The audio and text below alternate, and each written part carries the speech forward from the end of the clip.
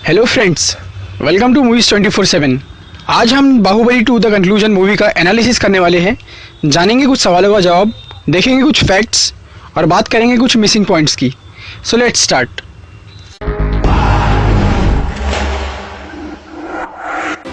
Movie की starting में राक्षस दहन उत्सव दिखाया गया है। ये उत्सव हमारे फेस्टिवल दशहरा को मॉडिफाई करके बनाया गया है और यहाँ कुछ चेंजेस देखने मिलेंगे, जैसे कि परिवार की बहू का सर पे अग्नि लेकर जाना, और ये उत्सव 26 सालों में एक बार आता है। मूवी की एंडिंग में हमें देवसेना भी यही प्रोसेस फॉलो करती दिखती है, सर पे अग्नि लेकर। हालांकि वहाँ मेंशन तो नहीं किया गया है कि उस दिन भी राक्षस दहन उत्सव था, लेकिन हाँ, उस वक्त 26 साल पूरे हो चुके थे। बाहुबली की स्टोरी काफ़ी लंबे टाइम इंटरवल की है, मतलब कि ये स्टोरी 2 पीढ़ियों के बारे में है। इसलिए मैं यहाँ पर कुछ कैरेक्टर्स की एज यानी उनकी उम्र के बारे में बात करना चाहूँगा। पार्ट 1 में जब कडप्पा ने स्टोरी बताना शुरू किया था, तब उन्होंने कहा था, इस इतिहास का आरंभ 50 वर्ष पहले हुआ था बेटा। माहिष्मती के राज सिंहासन पर तुम्हारे दादा महाराज विक्रमदेव विराजमान हुए। इस बात से तो हमें ये समझ में आता है, सीनियर बाहुबली यानी अमरेंद्र बाहुबली, उनकी जब डेथ हुई तब उनकी उम्र 25 साल थी। भल्लाल देव और सीनियर बाहुबली की एज में ज़्यादा डिफरेंस नहीं था, कुछ महीनों का ही फ़र्क होगा। ये तो हमें उनके चाइल्डहुड के सीन्स देखकर ही समझ में आता है। अब बात करते हैं कटप्पा की एज की। पार्ट 2 के एक सीन में अमरेंद्र बाहुबली कटप्पा को 60 साल का बूढ़ा कहते हैं। इससे हमें ये समझ में आता है, मूवी के क्लाइमैक्स में जब जूनियर बाहुबली यानी महेंद्र बाहुबली की उम्र 25 साल थी, तब कटप्पा की उम्र 85 या 86 होंगी। मैंने अपने ट्रेलर ब्रेकडाउन वीडियो में कहा था कि ये हॉर्स वाला सिंबल बाहुबली का है और ये थ्रोन वाला सिंबल भल्लाल देव का है। लेकिन इस सीन से हमें ये देखने मिलता है कि बाहुबली के आर्मर पे ये थ्रोन वाला सिंबल देखने मिलता है, और भी कुछ सीन्स है जहाँ पर उनकी बेल्ट पर भी यही थ्रोन का सिंबल देखने मिलता है। तो सिंबल्स के बारे में फाइनली मैं यही कहना चाहूँगा कि दोनों ही सिंबल माहिष्मती के सिंबल है, लेकिन ये थ्रोन माहिष्मती का ऑफिशियल सिंबल है, क्योंकि दीवारों और मूर्तियों पे हमें यही सिंबल देखने मिलता है।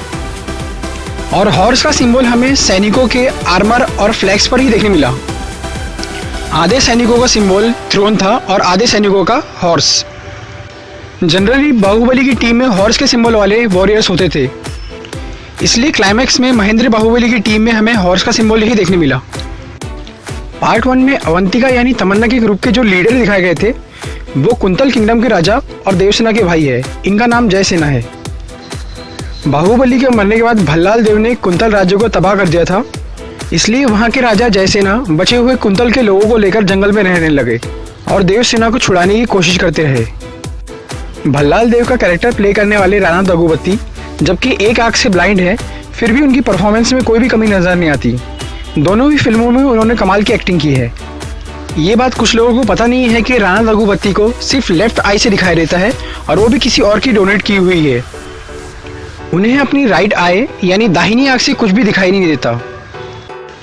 पार्ट 1 में हमें भल्लाल देव के चेहरे पर एक निशान देखने मिला था। पहले तो ये लगा था कि ये निशान किसी वॉर में उनके चेहरे पर लगा है, लेकिन इस बार हमें पता चल गया कि ये निशान उन्होंने खुद ही अपने चेहरे पे बनाया था, शिवगामी को ट्रिक करने के लिए। अब बात करते हैं पार्ट 1 के कंपेयर में इस बार मूवी में क्या चेंजेस हैं। पिछली बार की तरह भल्लाल देव का आर्मर इस बार भी डिजाइन में तो सेम है, बट थोड़ा कलरफुल है। सीनियर बाहुबली का आर्मर हमेशा ब्लैक कलर का होता था, लेकिन उनके बेटे का आर्मर सिल्वर कलर का दिखाया गया है। पिछली बार बाहुबली की टीम के कपड़ों का कलर ब्लू था, लेकिन इस बार उनके कपड़ों का कलर ग्रीन देखने मिला। और भल्लाल देव का ये वेपन, जिसमें पिछली बार सिर्फ सिंगल ब्लेड थी, इस बार उनकी इस गाड़ी में 3 घूमने वाले ब्लेड्स है, और उनके इस वेपन से इस बार तीर भी निकलते हैं। और इस बार हॉर्स को रिप्लेस करके बुल्स का इस्तेमाल किया गया है। मूवी का सबसे फेमस सीन, जहाँ पर अमरेंद्र बाहुबली सेतुपति का गला काटते हैं, उस वक्त आपने देखा होगा कि उनके पास उनकी हॉर्स वाली तलवार नहीं थी। हो सकता है बाहुबली सेतुपति को मारने के इरादे से ही दूसरी तलवार लेके आते हैं, क्योंकि उसे मारने के बाद वो अपनी तलवार वहीं छोड़कर चले जाते हैं। ये हॉर्स वाली तलवार सबसे पहले राजा विक्रमदेव के पास थी, उनके बाद ये तलवार उनके बेटे अमरेंद्र बाहुबली को मिली, और सबसे आखिरी में तलवार महेंद्र बाहुबली को मिली। लेकिन मूवी की एंडिंग में जब भल्लाल देव मरता है, तब उनके साथ ये तलवार भी जल जाती है। ये तो हम सभी जानते हैं कि बाहुबली मूवी बनने के लिए 5 साल से भी ज़्यादा का वक्त लगा, लेकिन फिर भी पार्ट 2 के कुछ सीन्स 4 साल से भी पहले मूवी के ऑफिशियल यूट्यूब चैनल पर अपलोड देखकर मुझे काफ़ी हैरानी होती है। मतलब जब पार्ट 1 बन रहा था तब पार्ट 2 की काफ़ी सारी शूटिंग हो चुकी थी। ट्रेलर में जितने भी सीन्स दिखाए गए थे वो सीन्स मूवी में अच्छे से कवर हुए हैं, लेकिन कुछ सीन्स ऐसे हैं जो ट्रेलर में काफ़ी उजाले के साथ दिखाई दिए और मूवी में इन्हीं सीन्स में थोड़ा सा अंधेरा दिखाई दिया। बाहुबली के मरने से पहले हमें कालके सेना का अटैक होते हुए दिखता है, लेकिन बाहुबली के मरने के बाद वो सेना गायब हो जाती है। असल में ये सब एक प्लानिंग थी बाहुबली को फंसाकर मारने के लिए। बाहुबली के अचानक गायब हो जाने से राज्य में हलचल मच जाती है, इसलिए भल्लाल देव शिवगामी से कहते हैं कि बाहुबली की मृत्यु का प्रमाण नहीं मिलने से प्रजा परेशान है। इससे तो हमें ये समझ में आता है कि भल्लाल देव ने बाहुबली की डेड बॉडी कहीं छुपा दी होगी और जनता को कभी ये पता चल ही नहीं पाया कि बाहुबली क्यों और कैसे मरे थे।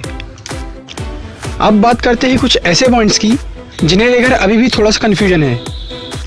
देवसेना का इतने सालों तक लकड़ियाँ बटोरना, क्या कभी किसी ने उनसे सवाल नहीं किया या फिर वो लकड़ियाँ वहाँ से हटाई क्यों नहीं गई? बस एक बार कडप्पा ने उन लकड़ियों के बारे में पूछा था। मूवी में कहीं भी भल्लाल देव की पत्नी का कोई जिक्र नहीं है, ना ही पार्ट 1 में हमें उनकी पत्नी दिखी और ना ही पार्ट 2 में।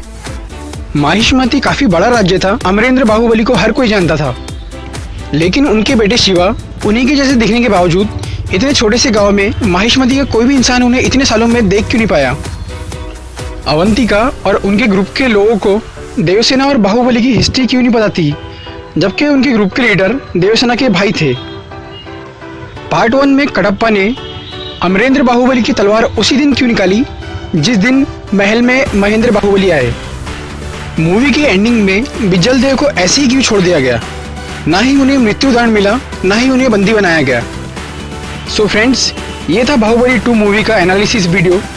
अगर आपको वीडियो अच्छी लगी है तो इसे लाइक करिए, शेयर करिए और ऐसी इंटरेस्टिंग वीडियोस देखने के लिए आप हमारा चैनल सब्सक्राइब करिए।